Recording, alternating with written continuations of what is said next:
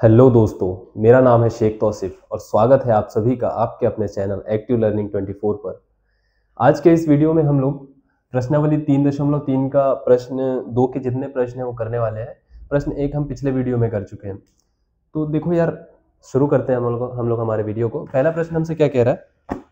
कह रहा है कि जितने भी हमको कुछ इबारत दी गई है उसका यदि समीकरण बन रहा है तो समीकरण बनाई है, और यदि अस्तित्व है तो उसको विलोपन विधि से हल करना है। हमको क्लियर बोल दिया गया है कि विलोपन विधि से ही हमको हल करना है। ठीक है, तो पहला प्रश्न पढ़ लेते हैं। देखो, यदि हम मतलब कोई भिन्न है, यदि हम अंश में एक जोड़ दे तथा हर से एक घटा दे तो भिन्न एक में बदल जाती है। यदि हम किसी भिन्न के अंश में एक जोड़ दे और हर में से एक घटा देंगे तो वो भिन्न क्या हो जाएगी? एक हो जाएगी। ठीक है, और क्या सेकंड कंडीशन क्या है हमारे पास में? यदि सिर्फ हर में एक जोड़ दे तो वह भिन्न कितनी हो जाएगी? 1/2 हो जाएगी। तो वह भिन्न ज्ञात कीजिए। तो हम लोग क्या करते हैं, सीधे इसमें मान लेते हैं। यहाँ क्या करेंगे, हम लोग मान लेंगे अंश और हर मान लेंगे। ठीक है, तो माना भिन्न का अंश x है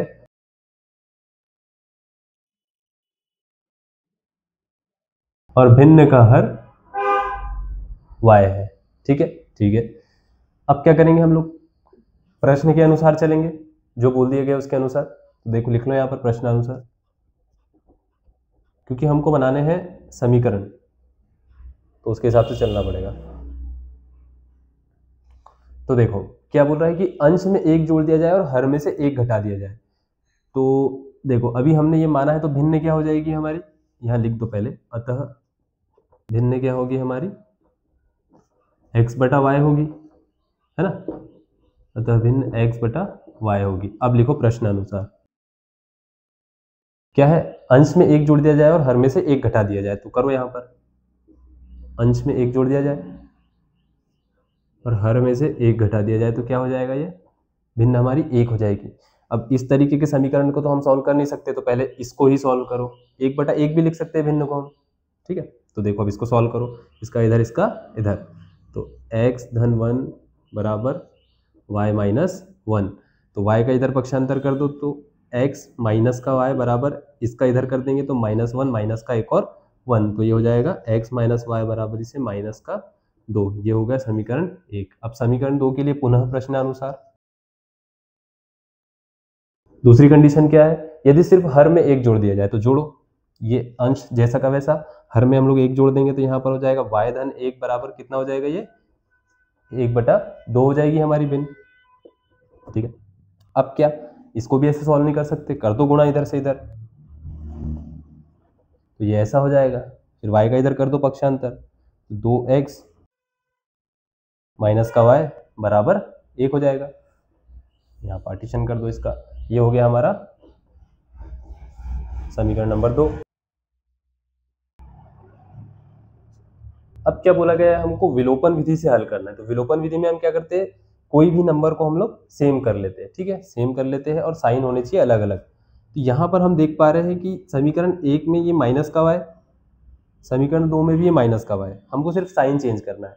साइन चेंज करने के लिए हम क्या करेंगे, इसमें माइनस से मल्टीप्लाई कर देंगे, है ना, या फिर घटा देंगे। सीधी बात ये है, हमको मतलब कि नंबर ये हमको ये वाला चरपद और ये वाला चरपद सेम मिल गया है, हमको किसी का कुछ मल्टीप्लाई करने की जरूरत यहाँ पर है नहीं। तो ठीक है, तो यहाँ पर क्या करते हैं, हम लोग सीधे लिख देते हैं समीकरण 1 में से समीकरण 2 को घटा दो। ठीक है, यहाँ लिख दो समीकरण 1 माइनस समीकरण 2। देखो, यदि बोलने में समझ में नहीं आया तो अभी समझ आ जाएगा। क्या कर रहे हैं हम लोग यहाँ पर? x माइनस वाई बराबर -2 है। ठीक है, दूसरा देखो 2x माइनस का y बराबर क्या है?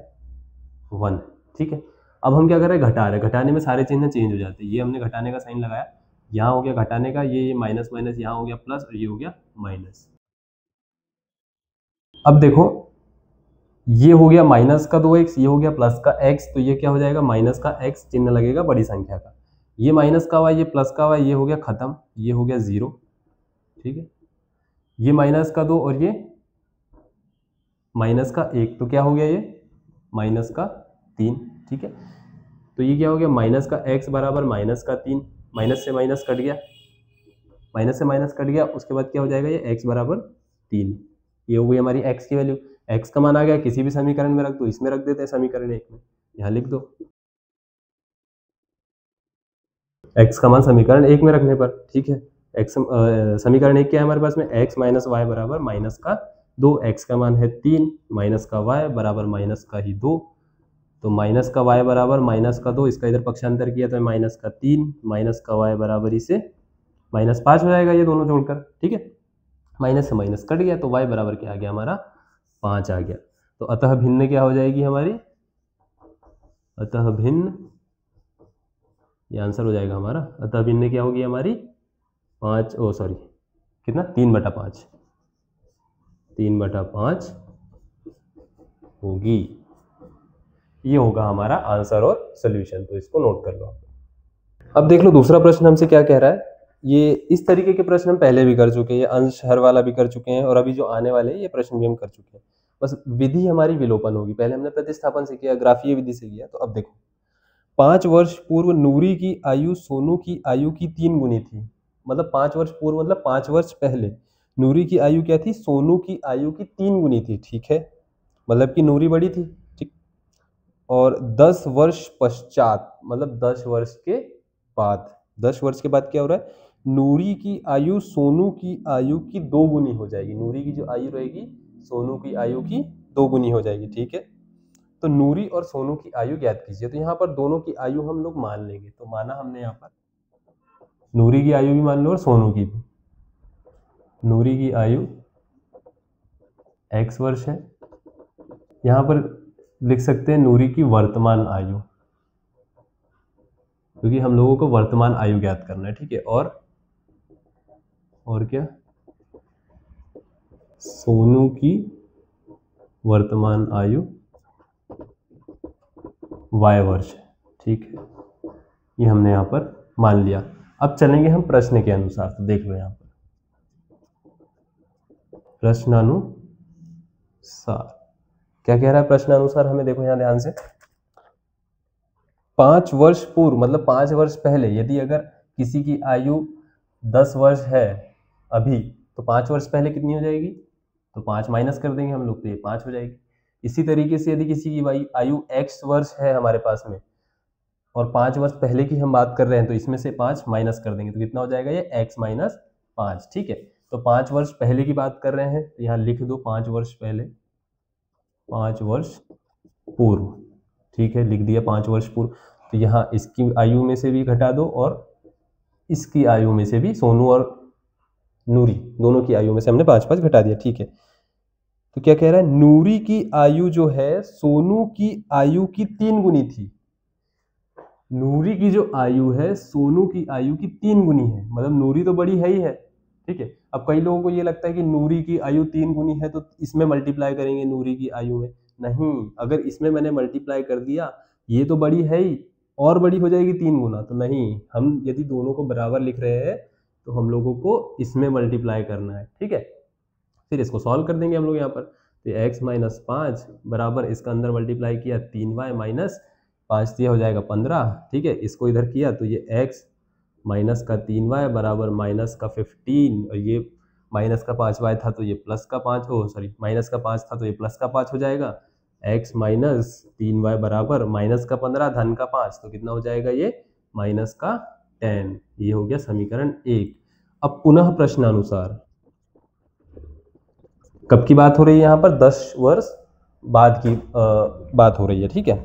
तो 10 वर्ष पश्चात, तो क्या लिख देते हैं हम यहाँ पर, यहाँ लिख दो पहले 10 वर्ष पश्चात का मतलब होता है बाद, ठीक है। 10 वर्ष बाद की बात हो रही है तो 10 जोड़ दो, यहाँ पर x धन 10 हो गया, यहाँ पर y धन 10 हो गया। अब क्या, नूरी की आयु सोनू की आयु की दुगनी, अब ये जो है ये दुगनी हो गई है, तो इधर यहाँ पर हमको 2 का मल्टीप्लाई करना पड़ेगा, है ना। तो ये कर दिया हमने 2 का मल्टीप्लाई। अब हमारे समीकरण बन जाएंगे और विलोपन विधि से हम इसको हल कर देंगे। तो ये x धन 10 लिखा हमने, इसका मल्टीप्लाई किया तो 2y धन 20 हो गया। क्या हो गया फिर यहाँ पर, x माइनस 2y हो गया, ये 10 उधर गया तो 20 माइनस 10 हुआ, x माइनस 2y बराबर कितना हो गया हमारा यहाँ पर 10 हो गया। ये हो गया हमारा समीकरण नंबर 2। अब बहुत विलोपन विधि में बड़े आसानी से हम इसको सॉल्व कर लेंगे। अब देखो क्या है, समीकरण 1 समीकरण 2 सेम ही है, कुछ मल्टीप्लाई करने की जरूरत नहीं, कहीं कुछ करने की जरूरत नहीं है। इसको सीधे सीधे घटा दो, ठीक है, मतलब यहाँ भी धन है और यहाँ भी धन है ना, एक चिन्ह हमको अपोजिट चाहिए तो इसको घटा दो। तो समीकरण 1 माइनस 2 कर दो यहाँ पर, समीकरण 1 माइनस समीकरण 2, तो क्या हो जाएगा यहाँ पर x माइनस का 3y बराबर माइनस का 10। समीकरण 2 क्या है, x माइनस का 2y बराबर 10 हो गया। अब इसको घटा दिया हमने, तो यहाँ मेन घटाने का चिन्ह लगाया हमने, ये हो गया ब्रैकेट में, ये हो गया यहाँ माइनस, यहाँ हो गया प्लस, यहाँ हो गया माइनस, ठीक है।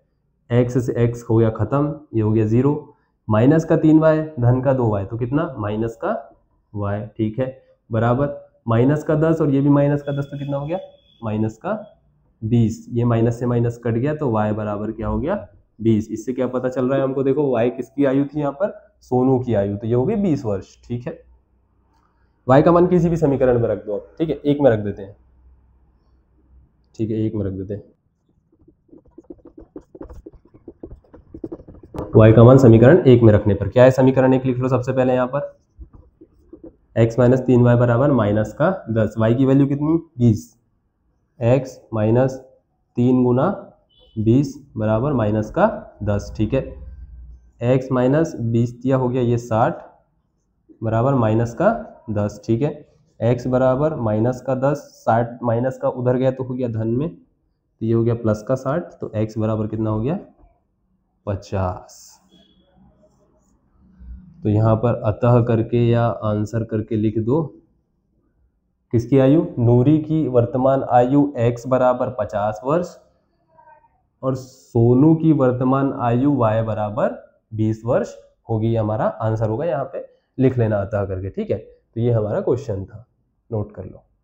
हाँ तो सर अब आ जाते हैं हम लोग हमारे तीसरे प्रश्न पर। तीसरा प्रश्न क्या कह रहा है, 2 अंकों की संख्या है और संख्या के अंकों का योग जो है, मान लो कोई संख्या ऐसी रहती है ना, 2 अंकों की संख्या कैसी रहती है, ऐसी कुछ रहती है 15 16 इस टाइप से, तो ये हमने चलो मान लिया एक संख्या 25 मान लेते हैं।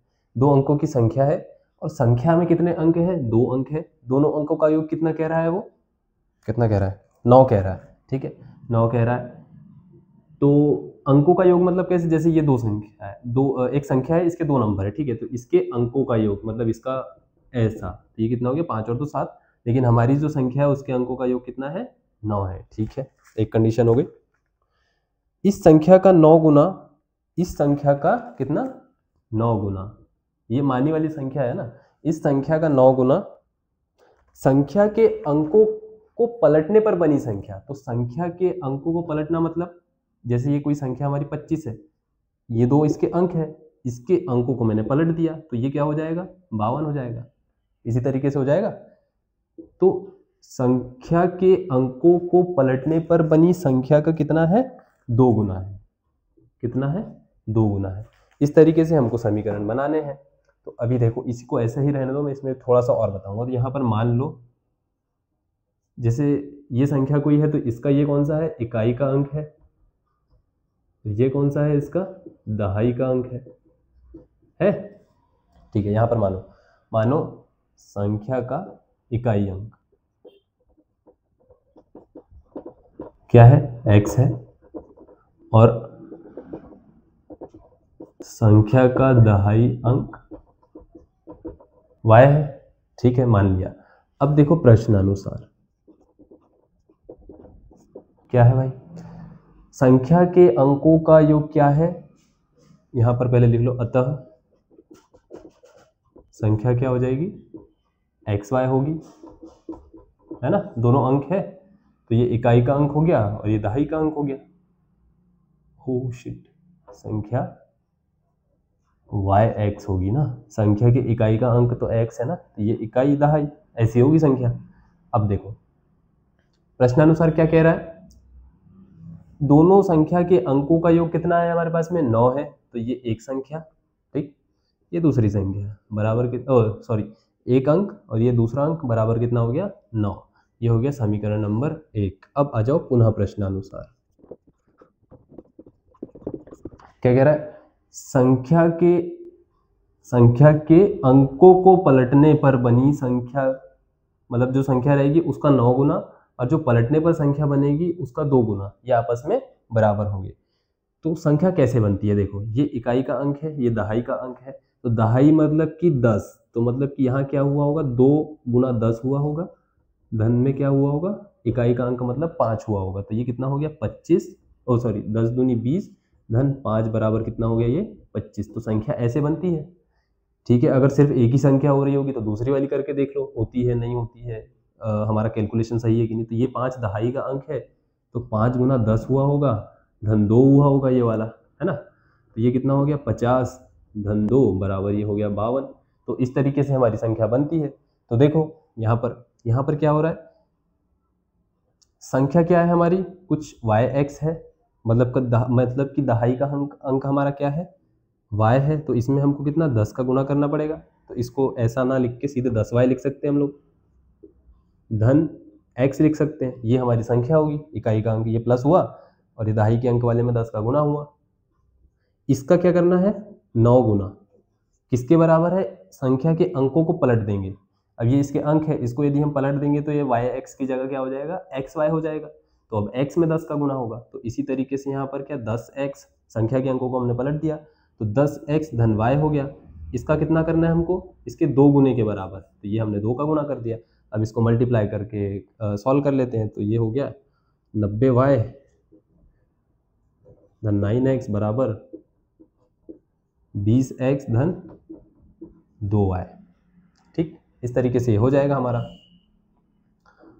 पक्षांतर कर देते हैं, 90y माइनस का 2y धन का 9x माइनस का 20x बराबर 0 हो जाएगा। ठीक है, अब इसको जोड़ घटाना कर लेते हैं इसका, तो ये हो जाएगा 88y माइनस का 11x बराबर 0।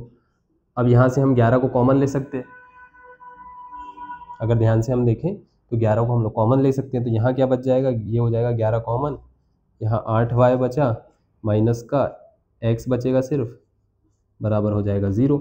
11 का पक्षांतर इधर कर देंगे तो ये 0 ही हो जाएगा। तो 8y माइनस का x बराबर 0 कर सकते हैं, या फिर इसी को कैसा कर सकते हैं,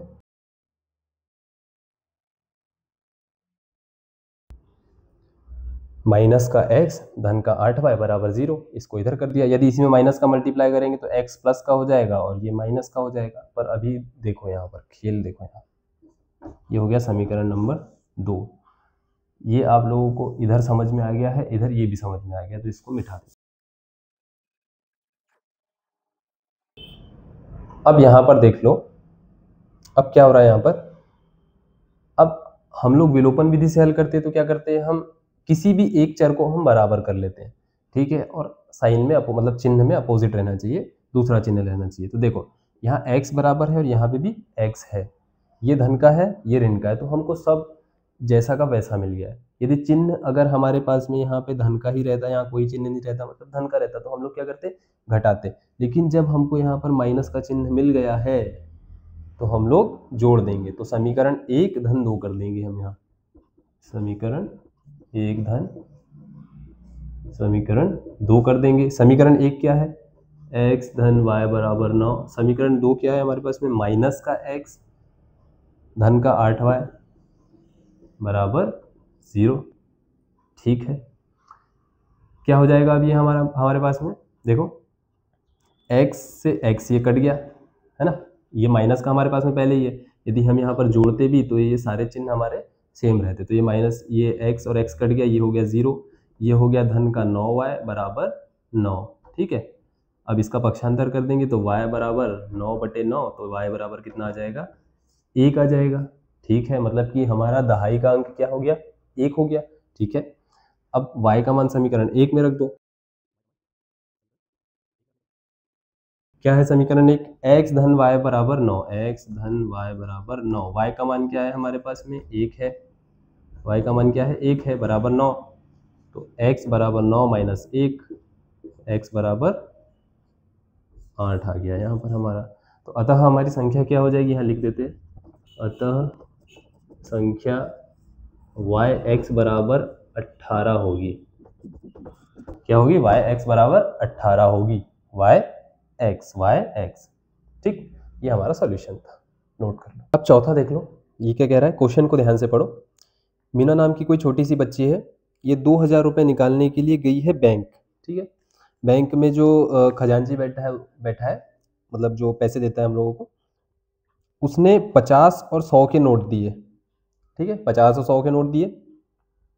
मीना को कितने नोट दिए उसने? टोटल 25 नोट दिए। ठीक है, 50 के नोट दिए और 100 के नोट दिए, टोटल मिला के 25 नोट। ठीक है, तो ज्ञात करना है कि 50 के नोट कितने हैं और 100 के नोट कितने हैं। ठीक है, बड़ा इजी सा क्वेश्चन है, पैसे के मामलों में तो इजी हो जाता है। ठीक है, चलो ठीक है, माना नोट ही ज्ञात करना है ना, 50 के कितने और 100 के, तो माना 50 के नोटों की संख्या x है और 100 के नोटों की संख्या y है। ठीक है, ये हमको पता चल गया है। अब प्रश्नानुसार आ जाओ। प्रश्नानुसार क्या कह रहा है? टोटल नोट कितने हैं हमारे? 25 है, तो x धन y बराबर 25। टोटल नोट ये 50 के और 100 के हो गए ना, तो टोटल नोट कितने हो गए? 25 हो गए, है ना। ये x नोट है और हमारे पास में 100 के y नोट है, तो बराबर 25 हो गया। ये हो गया समीकरण नंबर 1। पुनः प्रश्नानुसार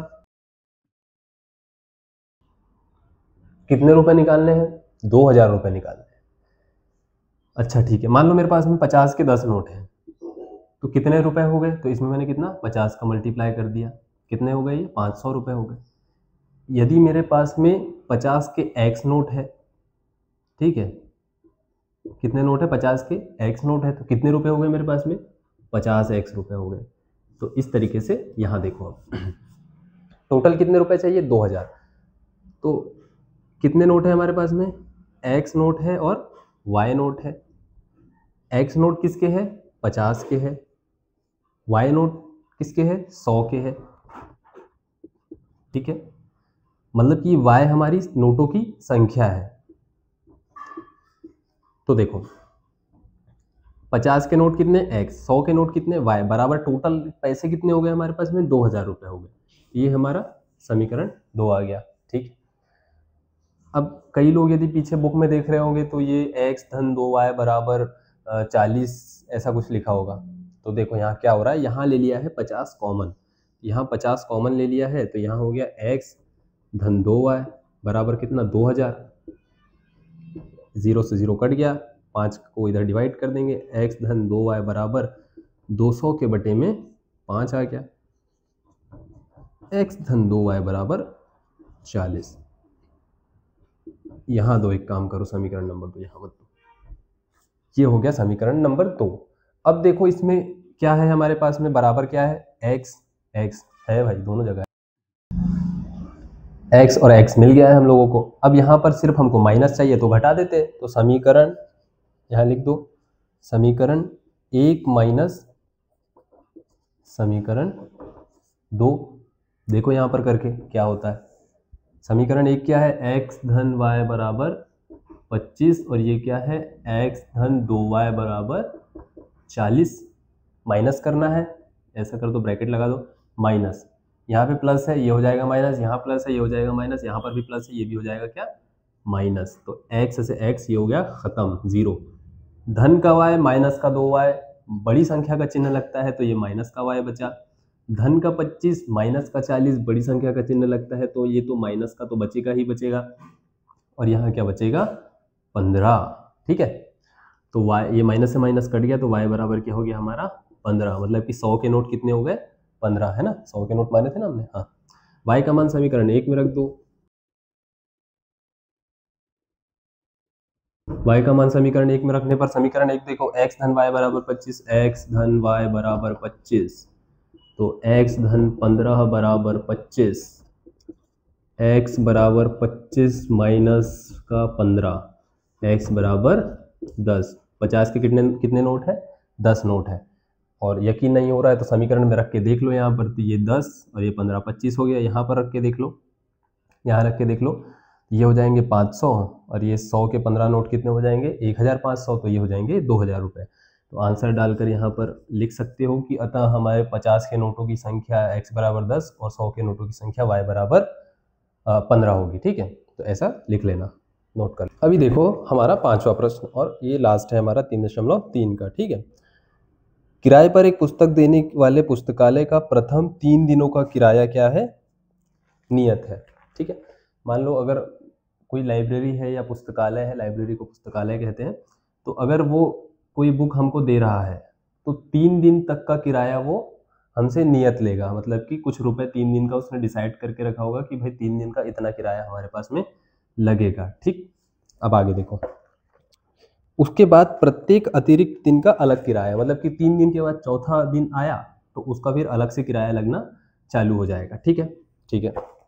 अब क्या है, सरिता ने 7 दिनों के लिए पुस्तक रखने के लिए 27 रुपये दिए, जबकि सुशी ने एक पुस्तक 5 दिनों तक रखने के 21 रुपये दिए। सरिता ने कितने 7 दिनों तक रखे 27 दिए, और सुशी ने कितने 5 दिन रखे और 21 रुपये दिए। ठीक है, तो नियत किराया और अतिरिक्त किराया दोनों हमको ज्ञात करना है। तो मानो, माना, मैथ्स वाले लोग हैं, हम सिर्फ यहाँ पर मान ही सकते हैं, माना ये हमारा है, वो हमारी है, इस तरीके से। ठीक है, तो क्या है यहाँ पर, नियत किराया x है, x रुपए, रुपए में बात हो रही है, पैसा डॉलर इंडिया में नहीं चलता है। ठीक है, हमारा नियत किराया x है और अतिरिक्त किराया कितना है, y है। नियत किराया कितना, 3 दिन का है नियत किराया, ये हमें ध्यान होना चाहिए, या फिर लिखना हो तो लिख सकते हो कि माना 3 दिन का नियत किराया x रुपए है। ठीक है, अब आ जाओ प्रश्नानुसार। अब क्या, प्रश्नानुसार सरिता जी की बात कर ले तो सरिता जी ने क्या किया है, 7 दिन तक की पुस्तक रखी है और कितने रुपए दिए हैं हमारे पास में, 27 रुपए दिए। ठीक है, तो 7 दिन रखी है पुस्तक, तो इसमें से 3 दिन का किराया तो उसका नियत हो गया, मतलब कि x रुपए। 7 दिन है, इसमें से 3 दिन और 4 दिन, 3 दिन का किराया नियत है हमारे पास में कितना, x, और 4 दिन का जो किराया है पर दिन के, मतलब पर डे के हिसाब से कितना लग रहा होगा, y रुपए लग रहा होगा। कितने दिन रखी है पुस्तक, तो 4 दिन रखी है। ठीक है, यहाँ पर लिख दो, नियत लग गया 3 दिन का, 4 दिन का कितना लगेगा, 1 दिन का y रुपए, तो 4 दिन का 4y रुपए, बराबर कितना, टोटल कितना लग गया, 27 लग गया है। तो ये समीकरण 1 हो गया हमारा। पुनः प्रश्नानुसार सुशी जी है, सुशी जी के अनुसार क्या है, उन्होंने 5 दिन पुस्तक रखी है। 5 को कैसे लिख सकते हैं, 3 धन 2, 3 तो लिखना ही पड़ेगा ना, क्योंकि 3 दिन का हमारा फिक्स है। ये हो जाएगा हमारा x और ये हो जाएगा हमारा 2y। 3 दिन का फिक्स लग गया हमको x, और 2 दिन का लग गया 2y रुपए, बराबर कितना हो गया, 21 रुपए हो गया। ये हो गया समीकरण नंबर 2 हमारा। अब इसको सॉल्व कर लो, x और x हमारे पास में समान है, तो समीकरण, अब लेकिन साइन हम, मतलब कि चिन्ह हमको अलग चाहिए होता है, तो यहाँ माइनस कर देंगे, तो समीकरण 1 माइनस समीकरण 2 कर देते हैं। किया हमने, x धन 4y बराबर 27, x धन 2y बराबर 21 रुपीज़। ये किया मैंने माइनस, होल माइनस किया, मतलब पूरे को माइनस किया, तो यहाँ माइनस, यहाँ माइनस, यहाँ माइनस, माइनस रहता है तो चिन्ह सारे बदल जाते हैं, माइनस हो तो प्लस, प्लस हो तो माइनस हो जाता है। ठीक है, ये x से x हो गया ख़त्म, ये बच गया धन का 2y, और ये क्या बच गया यहाँ पर 6 बच गया। ठीक है, तो y बराबर कितना हो जाएगा हमारा 6/2, मतलब कि y बराबर 3 आ गया हमारा आंसर, मतलब कि अतिरिक्त किराया कितना लगता है, 3 रुपये लगता है। ठीक है, अब क्या आ गया हमारा, y आ गया है तो किसी भी समीकरण में रख दो, समीकरण 2 में रख देते हैं, तो y का मान समीकरण 2 में रख दो। समीकरण 2 में रखने पर समीकरण 2 क्या है हमारे पास में, x धन 2y बराबर 21। ठीक है, y का मान आया है तो x धन y का मान कितना आया, 3 आया है, बराबर 21, x धन 6 बराबर 21, x बराबर 21 माइनस 6, तो x बराबर 15, मतलब कि 15। अतः नियत 3 दिन का नियत किराया कितना, 15 रुपये होगा, और अतिरिक्त दिन का किराया 3 रुपये पर दिन, पर डे।